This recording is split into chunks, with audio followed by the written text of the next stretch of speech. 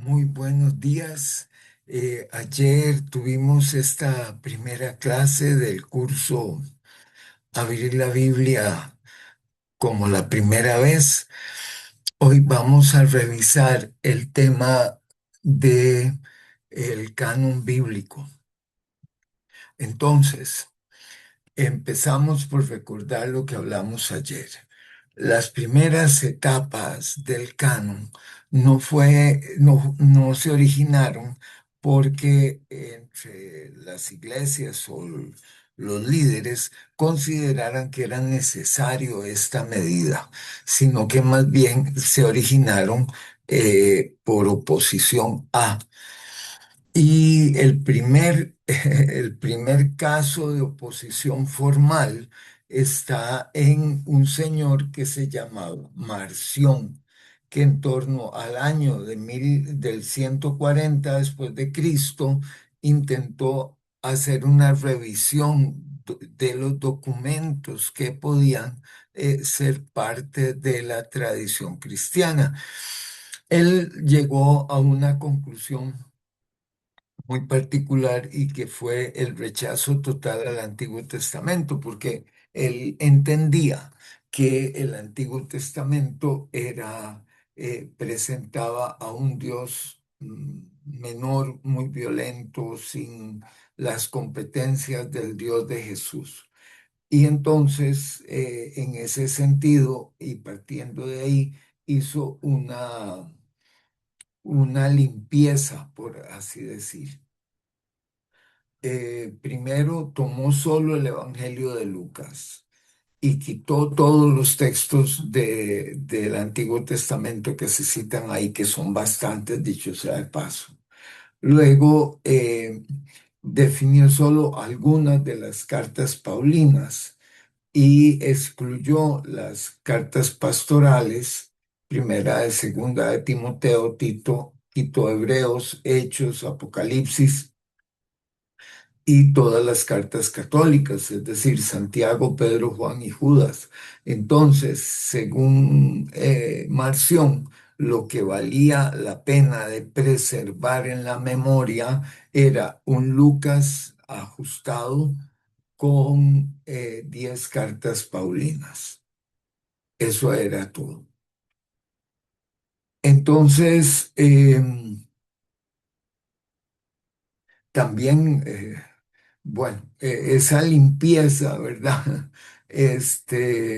Genera una refutación de parte de los líderes de la antigüedad y ya para el siglo III Orígenes y el siglo IV, Eusebio ya habían constituido unas listas de libros que eran, digamos, de la calidad que se esperaba.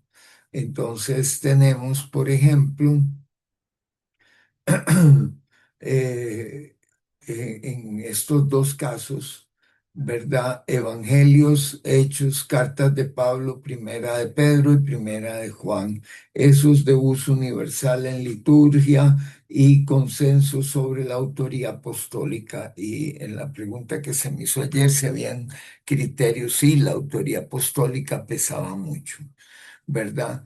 Habían otros textos que para estos dos eran discutidos, es decir, dudas sobre autoría y uso limitado en las iglesias. Evangelios, perdón, Hebreos, Santiago, Judas, Segunda Pedro 2, 3 de Juan, Apocalipsis y un texto que hoy está dentro de los escritos apócrifos, Evangelio de los Hebreos y totalmente rechazados, considerados edificantes, pero no inspirados, falta de origen apostólico, Hechos de Pablo, Pastor de Hermas, Apocalipsis de Pedro, Bernabé y Didaje.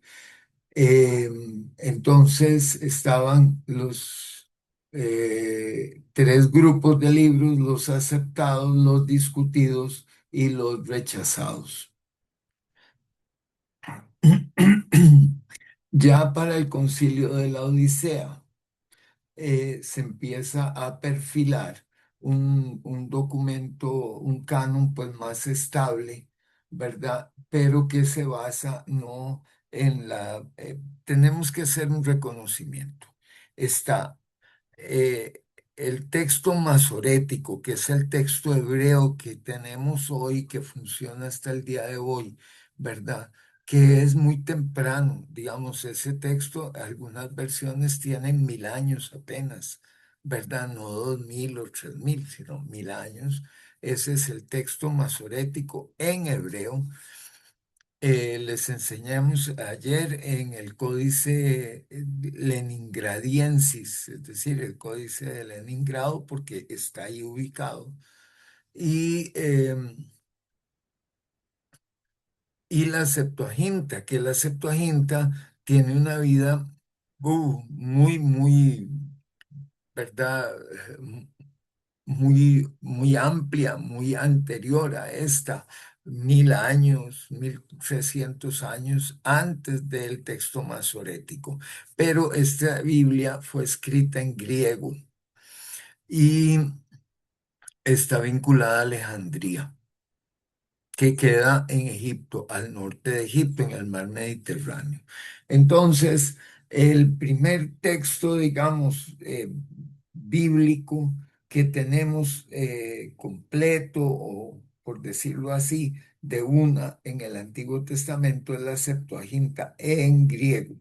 Y en segundo lugar, este, tenemos fragmentos que se encuentran en muchos lugares y targumes, que es lo que pasaba cuando los escribas entrenados en la interpretación de la ley, revisaban lo que se acordaban o lo que tenían del texto hebreo y lo traducían al arameo, que son primos, es como el español y el portugués son primos, pero sí son diferentes, ¿verdad?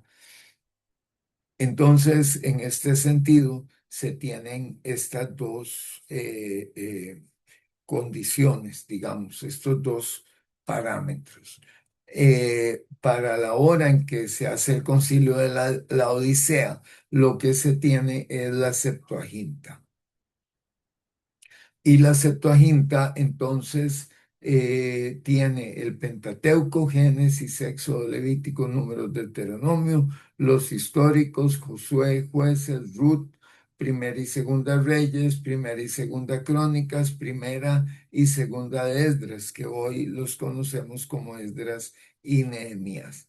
Los poéticos y sapienciales, Salmos, Proverbios, Eclesiastés, Cantar de los Cantares y Job. Profetas mayores, Isaías, Jeremías, Lamentaciones, Baruch, Ezequiel y Daniel, y profetas menores, que son los 12 profetas que van de Oseas a Malaquías. Eh, Hay no se consideran los libros deuterocanónicos en este primer canon, ¿verdad? Pero eh, sí se considera Hebreos como un texto paulino, mientras que en otros cánones no, ¿verdad? O se considera, o sea, había discusión y luego aceptación. Entonces, en el canon de la Odisea, que es el siglo cuarto, al canon actual, es que el canon de la Odisea no incorporó los textos llamados deuterocanónicos, primera y segunda Macabeo, Judith, etcétera, ¿verdad? Hebreos ya para ese momento se consideró carta paulina. Luego, Atanasio, que es otro señor muy importante de la época, incluye los deuterocanónicos como lectura útil, pero lo distingue de los canónicos, ¿verdad? Ya para Atanasio, que también es del siglo cuarto, un poquito después del del concilio de la Odisea, pues el canon sería toda la Septuaginta con los libros deuterocanónicos y los 27 libros del canon actual, ¿verdad? Del Nuevo Testamento. Luego tenemos el Consejo de Hipona, casi en el siglo V, donde se incluyen también los deuterocanónicos, los 27 libros del canon del Nuevo Testamento.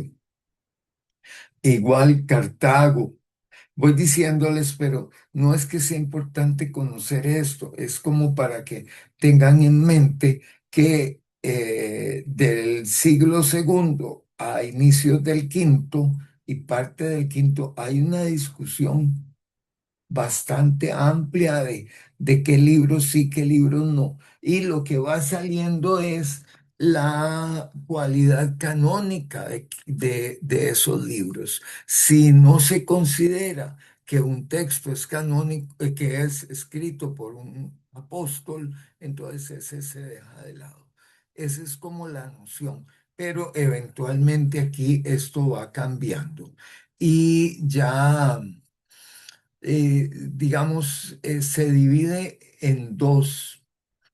Esto, lo que se llama la región del Oriente, que sería lo que hoy es Turquía, etcétera, en la Odisea y Atanasio, y la región de Occidente con Hipona y Cartago. Hay dos maneras, ya desde ahí hay dos concepciones de canon. En el Oriente hay reservas sobre los libros deuterocanónicos, no se asumen completamente en la Odisea y Atanasio no los ingresa, pero no los cuestiona tampoco. Dice, bueno, pueden ser de ayuda. Y en Occidente pasa un fenómeno que ya casi vamos a ver, que es la constitución de una Biblia oficial de la Iglesia Católica naciente. Biblia oficial. Entonces, em, es el surgimiento de lo que llamamos la Vulgata, que fue realizada por San Jerónimo también en el siglo IV, un encargo que el Papa Dámaso I pidió a Jerónimo para homologar todo lo que había, porque de verdad era un picadillo de cosas lo que había. Entonces se solicita, como ya está Roma como eje, antes de esas épocas Roma no es el eje, ¿verdad? Por mucho que se quiera decir que Roma es el primado y todo esto, no. Habían otros. Pero ya a partir de Constantino, Roma empezó a ser el centro de todo. Y esta es la cuestión aquí. Se trata de unificar la lectura bíblica en la iglesia latina, ¿verdad? Y em, San Jerónimo hizo el trabajo, revisó primero los evangelios y hay otro texto que se llama la Vetus Latina, la Biblia Latina Antigua, y esa la revisó bien, pero digamos en el Antiguo Testamento utilizó la Septuaginta porque no había un texto hebreo realmente que funcionara. Em, entonces, hay una polémica, ¿verdad? Que es que se piensa que había un texto completo de la Biblia en hebreo, y no era así, no existía de esa manera hasta mucho tiempo después. Ya voy a referirme a esto, pero entonces de la Biblia griega toma y traduce al latín esto muy particular, entonces se ingresan los deuterocanónicos en la Vulgata Latina. Este, muy importante porque fue Biblia oficial de la Iglesia y el Concilio de Trento en 1546, en pleito con la Reforma Protestante, declara a la Vulgata como la versión auténtica de la Biblia para la Iglesia Católica. Esto con varios problemas. Uno es que cuando ya empezaron a aparecer códices más confiables, digamos, los masoretas, que empezaron a traducir desde alrededor del año 300 después de Cristo, pues esos eran textos en hebreo confiables, estaban vocalizados porque el hebreo no llevaba vocales en el hebreo escrito, entonces vocalizados. Y resulta que un tema aquí muy particular es que se suponía que si vos ibas a hacer exégesis y querías ver la lengua original, traducías de la Vulgata Latina, del latín, que era una traducción del griego antiguo, ¿verdad? Lo traducías al griego y al hebreo, estudiabas de esa traducción el hebreo y el griego y ahí traducías al idioma que te correspondiera. O sea, eso fue una conducta de esta, digamos, oficialización de una Biblia. En ese sentido, nosotros no podemos asumir que la Reina Valera sea la Biblia inspirada de las demás, no, ¿verdad? Eso no está bien. Tenemos que entender cómo trabajar con los libros, con cada libro y con los libros difíciles que realmente nos representan un problema grave. Entonces, eh, en síntesis tenemos que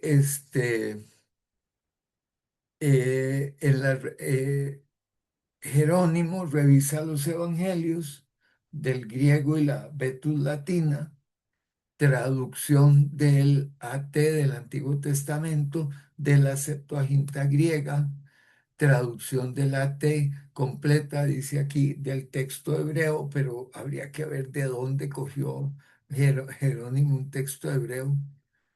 No es imposible, pero no es posible tampoco. Y bueno, en Trento, ¿verdad? Que casi 1100 años después se le da el sello de Biblia oficial, ¿verdad? Entonces, em, prácticamente Trento fue el que definió la Biblia católica. ¿Cuál es la Biblia católica? Así como hay una Reina Valera, hay una Nácar Colunga que es católica. Y estas dos son Biblias muy antiguas que tienen estas discusiones y estas perspectivas eh, ya establecidas, digamos.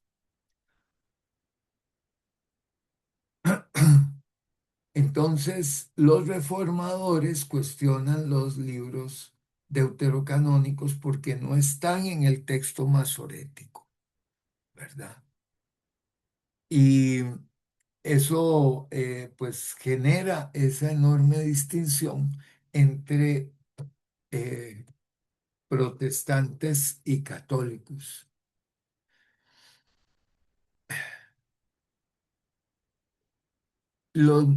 Masoreta o masora significa transmisión de la tradición y eso es lo que ellos hicieron, cuidar la tradición de sus libros. Entonces, para que lo tengamos en cuenta, hay un pulimiento en esto. ¿Verdad? No es que simplemente hoy se les ocurrió y hagamos un grupito y hablamos. No, no. Fue gente dedicada a esto, que se dedicaron alrededor de 1000 años a recuperar textos en diálogo con los rabinos, etcétera. Es un trabajo muy, muy delicado. Este, pero eso no quitaba la discusión de las cosas, ¿verdad? Entonces, los reformados dijeron no. Nosotros nos quedamos con el texto masorético, no con la Vulgata, y no aceptamos los deuterocanónicos, Tobías, Judith, Sabiduría Eclesiástico, Baruch, primera y segundo de Macabeos. También los reformadores cuestionaron Hebreos por no considerar la Paulina y pusieron como discutibles Santiago, segunda Pedro, segunda y tercera de Juan, Judas y Apocalipsis. Eh, el Apocalipsis de Juan fue rechazado en las iglesias orientales, de donde nació, porque Oriente era la Odisea, que es cercana a Éfeso, y la isla de Patmos, que está situada en la primera página del Apocalipsis, es frente a estas iglesias, a las iglesias que menciona. Entonces, en Trento se confirman los deuterocanónicos, siguiendo la tradición de Occidente en Cartago y la constitución de la Vulgata. Hebreos se incluye como texto inspirado. Santiago, Segunda Pedro, 2, 3 Juan son ratificados como canónicos y confirmado Apocalipsis como parte del canon definitivo. Es decir, tenemos que considerar que el canon no es una cuestión homogénea desde un inicio. Hay mucha discusión. Y todavía a esto falta poner el otro canon que hay, porque no hay dos, hay tres. Entonces, en el tercero vamos a ver otra evolución diferente, ¿verdad? Eh,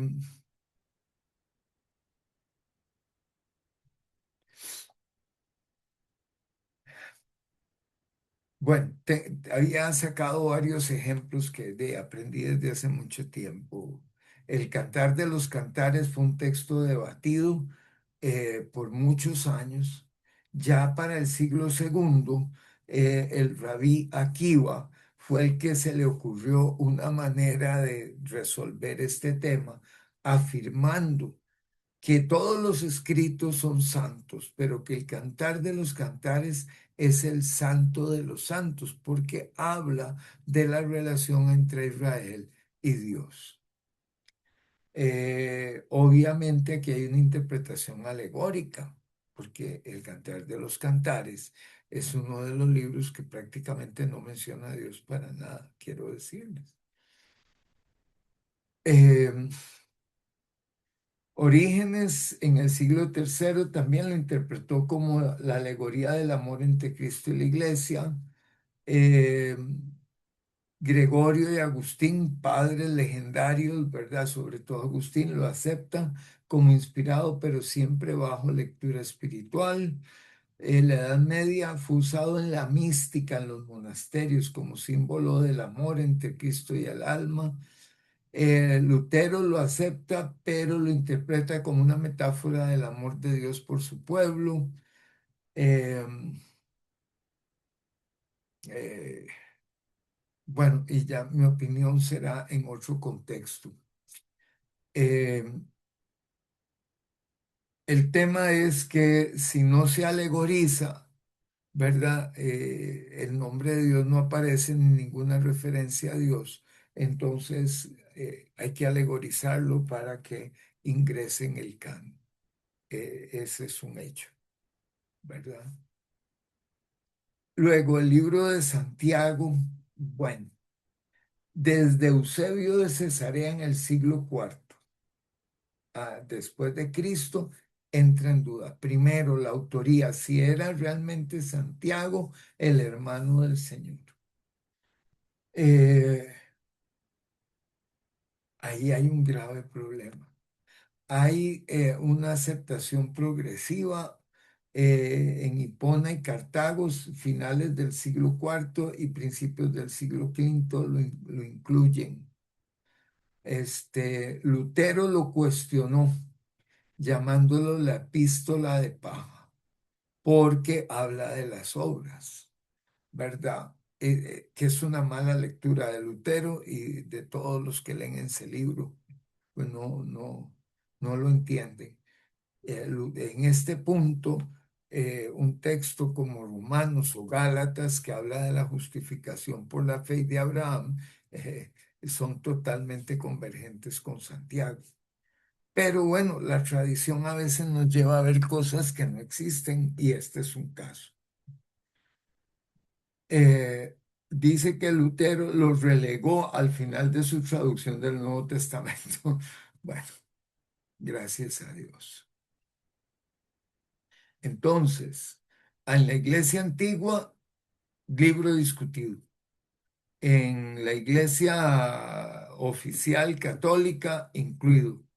En la Reforma, cuestionado por Lutero. En Trento, que es la segunda reforma de la iglesia institucional católica, pues no es una reforma, es realmente una reforma ratificando que lo anterior era lo correcto. También se ratifica. Eh, los hebreos, la carta a los hebreos, bueno, esta también, como no menciona explícitamente al autor, la tradición oriental lo atribuyó a Pablo, dice que por estilo teológico y afinidad doctrinal de ningún modo no es afín, pero sí está vinculado. Los occidentales, es decir, Roma, Cartago, los que están de este lado de afuera del mar Mediterráneo, lo consideraron dudoso. Eh, en Hipona lo incluyeron en el canon, contando 14 cartas paulinas. Y sin embargo, un poquito antes, Eusebio de Cesarea lo pone como los libros discutidos.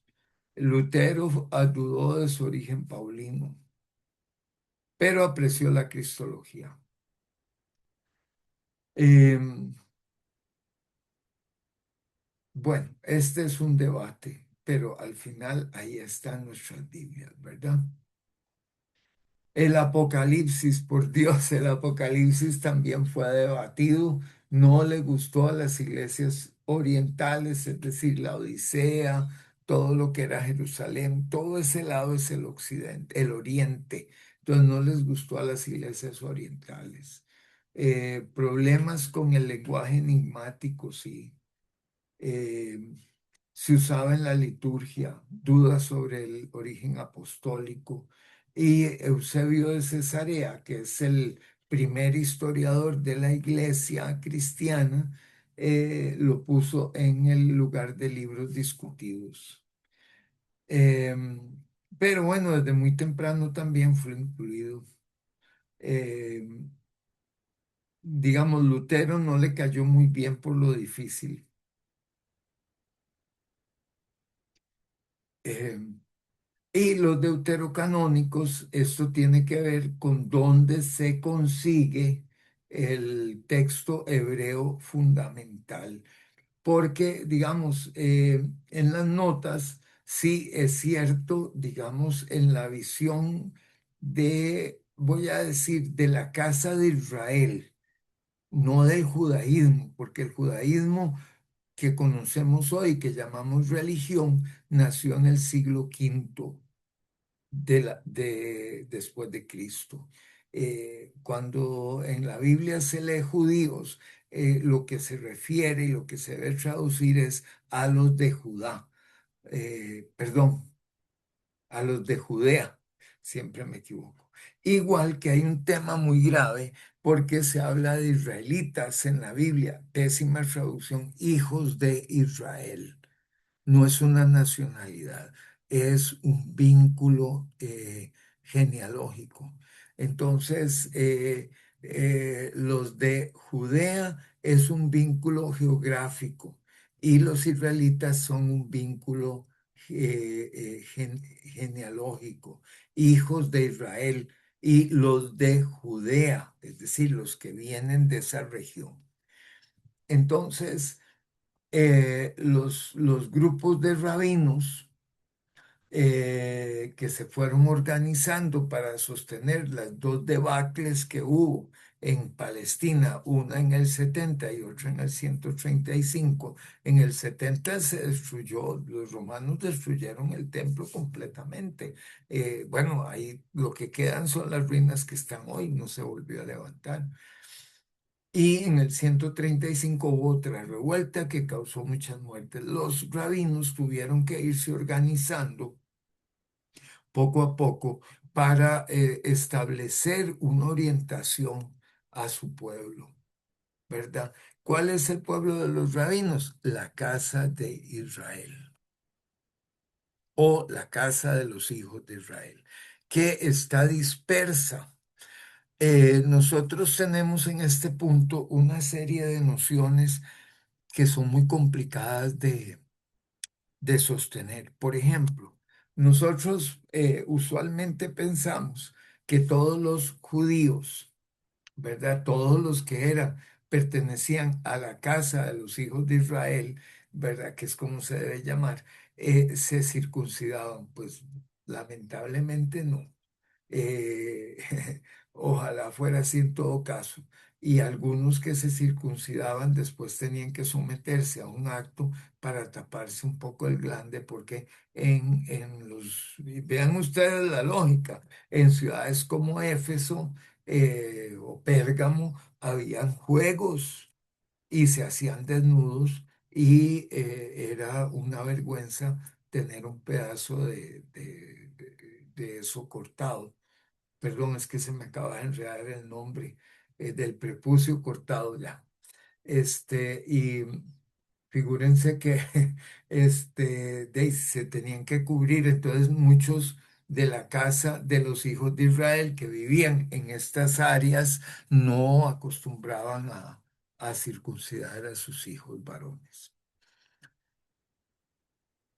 Se cayó el mundo, claro que sí, porque nosotros hemos sido educados para ver bloques, igual que vemos un bloque en la iglesia cristiana.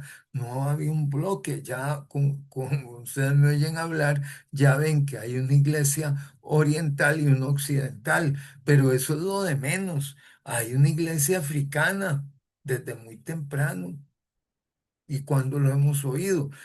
Y quiero decirles, esto es muy particular, la cuna reflexiva, fuerte, tanto la casa de los hijos de Israel como de los grupos de Jesús, que es como se deben de llamar también, son de Alejandría, no son de Roma. El genio, ¿verdad? Teólogo de los hijos de la casa de Israel se llamó Filón de Alejandría. Y todo lo que fue la reflexión de fondo de qué significaba el Antiguo Testamento, cosas como las decisiones de Abraham, fueron hechas no a la luz de la tradición semita, sino a la luz de la tradición platónica, porque Alejandría fue un centro filosófico muy fuerte. Ay, decimos eso ahí, claro, y el otro genio, que fue un genio, el primer exégeta que se conoce ya formal, que es Orígenes en el siglo II, también de Alejandría, cristiano.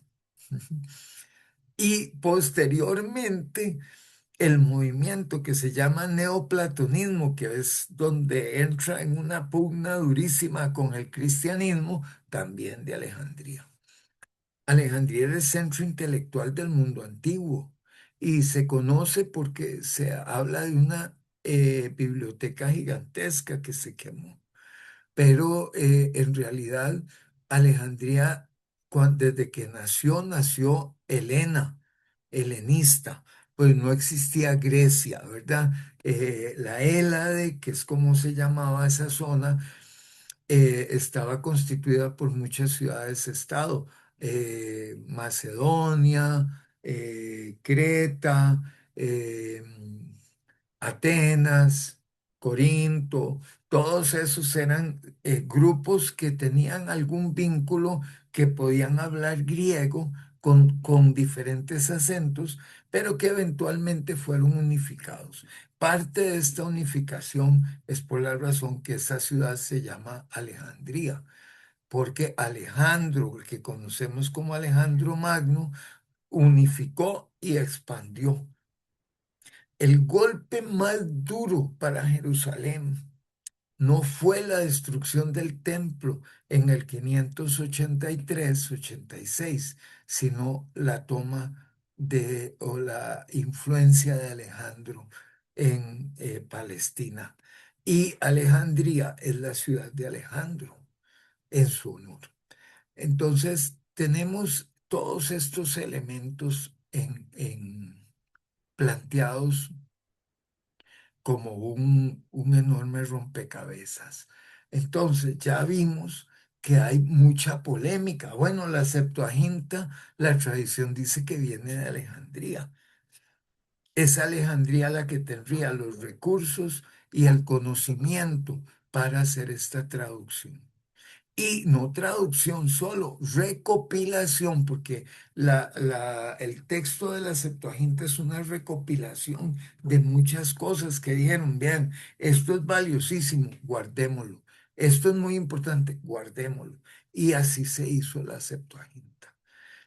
Pero contra esta tendencia de la casa de Israel está la tendencia oriental, ya semita, por decirle algo, de Siria, o la que estaba en Babilonia o en Persia, y más al norte, todos estos rabinos lograron articular un texto que es para el actual judaísmo, ahí sí, es normativo y que se conoce como la Tanaj, que es la constitución de la Torá, los Nevi'im y los otros libros que son los de poéticos.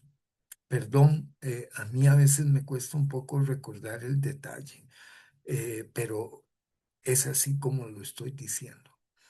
Son los libros de la ley, la Torá, que no significa ley tampoco, pero bueno, la Torá, los profetas y los escritos. Esas son las tres áreas que se juntaron en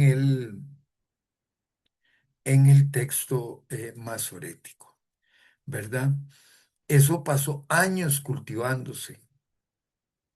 Entonces, aquí podemos iniciar con los escribas que venían desde la corte de Babilonia, ¿verdad? Esdras era un escriba. Babilonia y Persia. Desde esa época se viene fermentando un movimiento porque se dieron cuenta ahí que habían perdido la memoria. Una de las cosas más duras que pasó fue borrar las genealogías. Si la casa del padre es estructural a quien soy yo como persona, entonces al borrar la genealogía, yo pierdo mis raíces.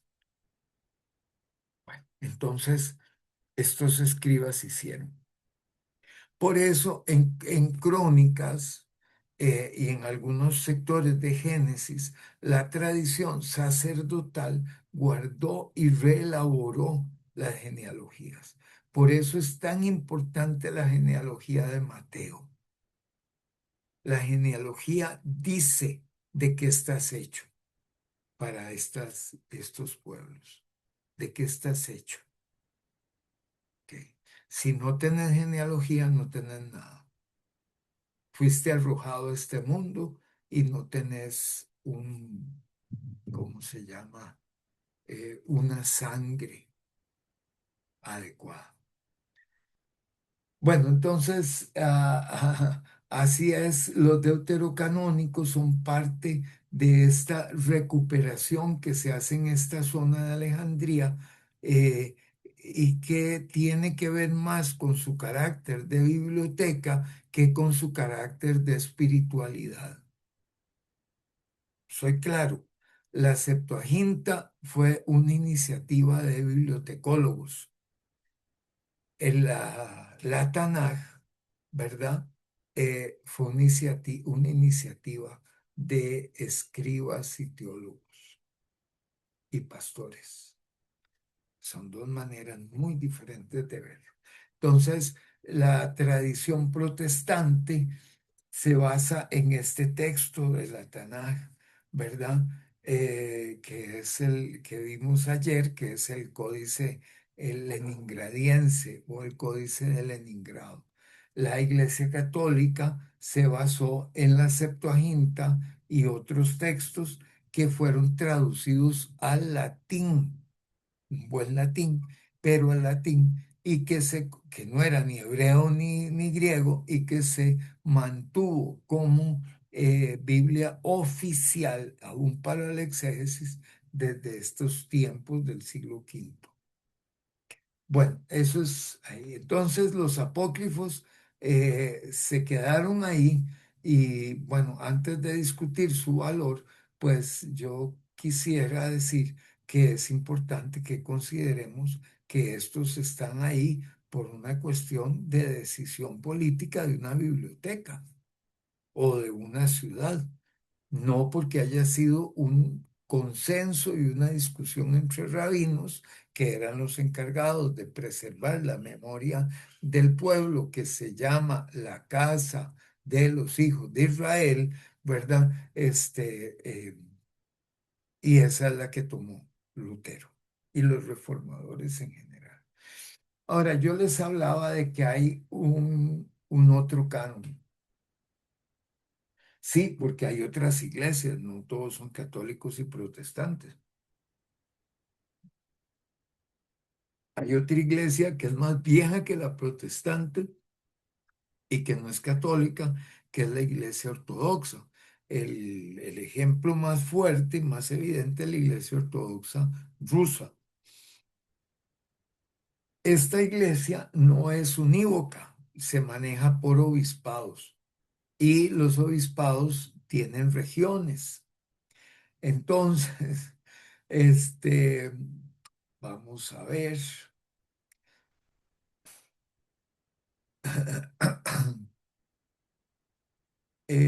La iglesia ortodoxa eh, está en Grecia, está en Rusia, está en Etiopía. Vamos a buscar aquí un poco, perdón,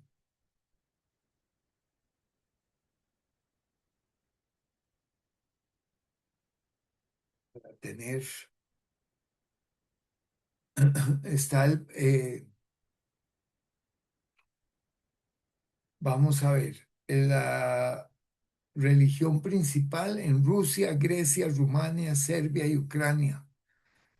Comunidades grandes en Bulgaria, Georgia, Chipre y Bielorrusia, ¿verdad? Entonces hay que pensar en términos de lo que ellos llaman patriarcados. Y hay varios patriarcados. Está la iglesia de Constantinopla con un obispo, hoy, eso es hoy.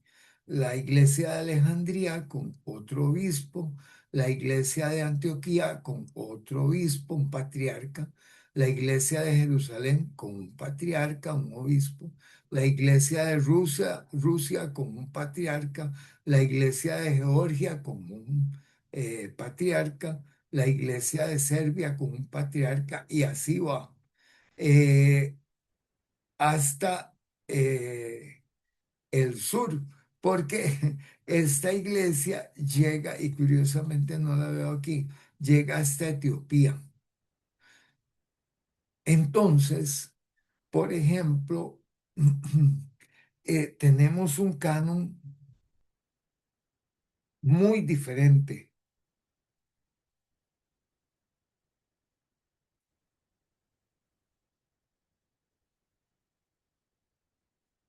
Muy bien, vamos a ver. Eh,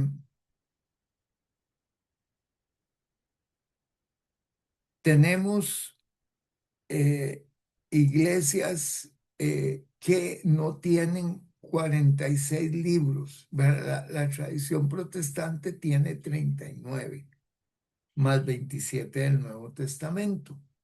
La Iglesia Católica tiene 46 porque incluye los deuterocanónicos más 27 del Nuevo Testamento. La Iglesia Ortodoxa, un sector de la Iglesia Ortodoxa tiene entre 49 y 52 más 27 del Nuevo Testamento. Son de 39 a 46 son 7. De 46 a 52 son 6. 3 o 6 libros más. Eh, Hay una de estas iglesias, por ejemplo, que tiene el, ¿cómo se llama? El, eh, el libro de Enoc como libro canónico, ¿verdad? Entonces, es importante considerar que los cánones no son una exacta decisión solo del espíritu, y voy a ponerlo así, sino que el espíritu en diálogo con las comunidades. Yo sí defiendo, digamos, desde mi punto de vista y con el mayor respeto lo digo, yo sí considero que un libro como Eclesiástico necesita ser incorporado al canon bíblico nuestro. Primera de Macabeos, muy importante. Em, Entonces, tres canon, católico, protestante y ortodoxo. Y el ortodoxo varía y tiene libros que ni la Iglesia Católica ni la protestante asumimos como canónicos.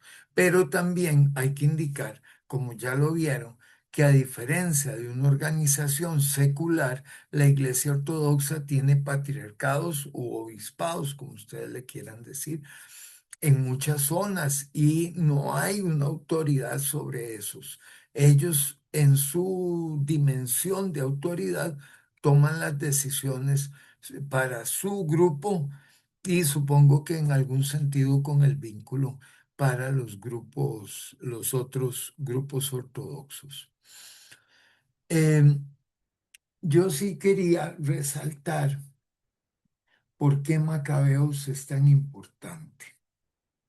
¿Verdad? La primera parte, primera de Macabeos 1, dice que Alejandro de Macedonia, Alejandro el Grande, hijo de Filipo, partió de su país y derrotó a Darío, rey de los persas y los medos, y reinó en lugar de él. Y primeramente fue el rey de Grecia, de Hélade, emprendió muchas guerras, se apoderó de ciudades fortificadas, mató a varios reyes de la región, llegó hasta los lugares más apartados de la tierra y saqueó muchas naciones. Después, toda la tierra quedó en paz bajo su dominio y Alejandro se llenó de orgullo y soberbia.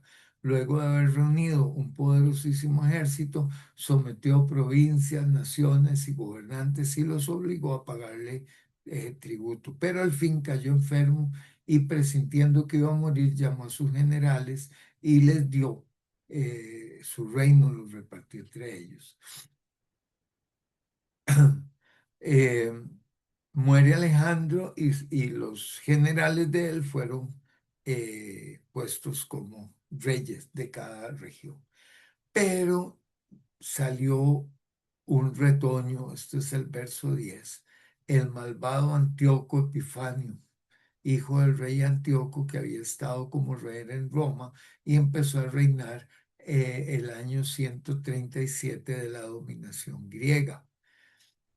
Em, Por aquel tiempo aparecieron en Israel renegados que engañaban a muchos diciéndoles, hagamos un pacto con las naciones, es decir, con los que no son de la casa de Israel, que nos rodean, porque desde que nos separamos de ellas nos han venido muchas calamidades. A algunos del pueblo les gustó esto y se animaron a ir al rey. y éste les dio autorización para seguir las costumbres paganas. Construyeron un gimnasio en Jerusalén, como acostumbran los paganos, se hicieron operaciones para ocultar la circuncisión, renegando así de la alianza sagrada, se unieron a los paganos y se vendieron para practicar el mal. Ok, ahí continúa la discusión, pero no es esta la parte que quiero leerles. Es que en el verso 29 dice, 2 años más tarde de una acción que pasó, el rey envió a las ciudades de Judea a un funcionario encargado de cobrar los impuestos, el cual llegó a Jerusalén con un poderoso ejército con intención de engañar a los habitantes, les habló en son de paz y ellos le creyeron. Pero de repente se lanzó sobre la ciudad, descargó sobre ella un terrible golpe, matando a muchos hijos de Israel. Y después de saquearla, la incendió y destruyó las casas y la muralla que la rodeaba. Sus hombres se llevaron cautivos a las mujeres y a los niños y se apoderaron del ganado. Alrededor de la ciudad de David construyeron una muralla alta y fuerte con torres fortificadas y la convirtieron en ciudadela. Pusieron en ella paganos impíos y a gente de Judea renegada que se fortificaron allí. Almacenaron armas, provisiones, guardaron allí las cosas que habían robado en Jerusalén y allí se pusieron al acecho. En el verso 41 del capítulo 1 dice, el rey publicó entonces en todo su reino un decreto que ordenaba a todos a formar un solo pueblo, abandonando cada uno sus costumbres propias. Todas las otras naciones obedecieron la orden del rey y aún muchos hijos de Israel aceptaron la religión del rey ofreciendo sacrificios a los ídolos y profanando el sábado. Por medio de mensajeros, el rey envió a Jerusalén y demás ciudades de Judea decretos que obligaban a seguir costumbres extrañas en el país y que prohibían ofrecer holocaustos, sacrificios y ofrendas en el santuario, que hacían profanar el sábado, las fiestas, el santuario y todo lo que era sagrado, que mandaban construir altares, templos y capillas para el culto idolátrico, así como sacrificar cerdos y otros animales impuros, dejar de circuncidar a los niños y marcharse con toda cosa con toda clase de cosas impuras y profanas, olvidando la ley y cambiando todos los mandamientos. Aquel que no obedeciera las órdenes del rey sería condenado a muerte. Esto es lo que vemos en Marcos 13 como la abominación de la desolación. El libro de Daniel, por ejemplo, que nosotros ubicamos, y bueno, y está ubicado, ambientado en Babilonia, mm, en realidad se recupera en esta época, porque son muchachos que se preservan puros, que no adoran al rey, que no se inclinan ante una estatua, que mantienen una dieta pura. Esto es, digamos, concomitante con Primera de Macabeos. La historia de Macabeos es que en medio de este desastre,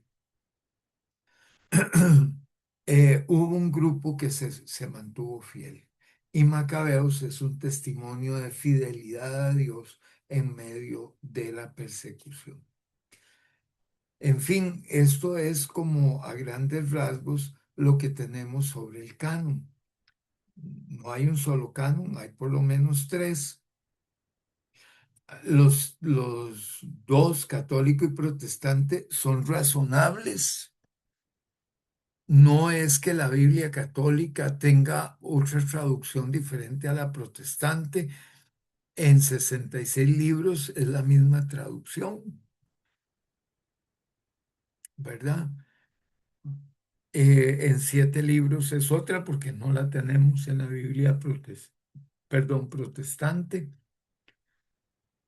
Por un lado tenemos a la Reina Valera, por otro lado a la Nácar Colunga. Una de las mejores Biblias que tenemos es católica para estudio, que es la Biblia de Jerusalén, eh, edición con notas al pie. Eh, ponerse a pelear por el canon, bueno, es falta de fe, ¿verdad? En realidad es irrelevante. Dios nos dio una base. Podemos usar nuestra Reina Valera, el canon protestante, está bien, y también podemos revisar algunos de estos libros y que con eso signifique que nos vamos a condenar. Sí hay cosas que son difíciles, ¿verdad? Digamos, Tobit o Tobías es un libro que habla mucho de posesiones demoníacas y demonios y todo eso, ¿no? No necesitamos eso en la iglesia, pero el capítulo 2 de Eclesiástico es profundísimo y sí vale la pena tenerlo. Es decir, creo que si ustedes compran una Biblia católica de alta calidad, como es una Biblia de Jerusalén, no se van a condenar. De Jerusalén con notas, ya van por la quinta edición, eh, no se van a condenar y no tienen por qué leer esos libros nunca en su vida, ¿verdad? Tenemos suficiente material con los libros que compartimos ambas partes. Hay que hacer un reposicionamiento de todas las fechas que tenemos en la cabeza y de cómo vemos la historia y la redacción de los textos. Por eso este curso tiene ese elemento. Pareciera que vamos a ver historia, pero no vamos a ver tanto historia como las relaciones entre los textos y su orden, ¿verdad? Para que no entremos en polémicas innecesarias. Eh, y una de las más duras que se ha presentado a lo largo de los años es la polémica de si pueden haber pastores mujeres. Eh, entonces, necesitamos ver cómo se soluciona ese tipo de tensión, porque hay una manera de solucionarlo, no, no todo es a los puños, ¿verdad? Ni a la descalificación. Hay formas de trabajar que nos ayudan a entender mejor las cosas. Entonces, bueno, este es el resumen sobre el canon. Si me queda algo más, se los envío. Muchísimas gracias. Que Dios les bendiga ricamente y espero sus observaciones en el chat de Telegram.